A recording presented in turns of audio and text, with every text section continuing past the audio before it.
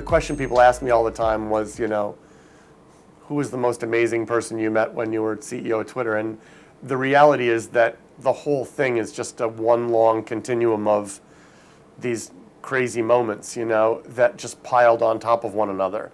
And they're all sort of telescoped in my mind as from 2009 to 2015.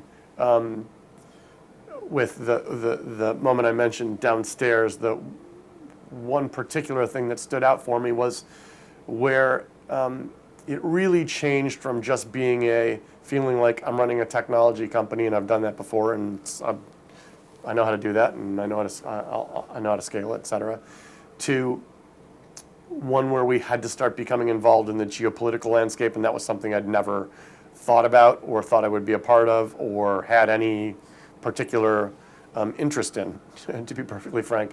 But I was sitting in a conference room during one of my staff meetings one day, and my assistant came in and said, "The phone for you." And I said, "Well, tell him I'll call him back. I'm in my, my staff meeting." And she said, "It's the White House," and I remember thinking, what did I do? I'm in trouble with the president. What did I do? Because I was like, why in the world?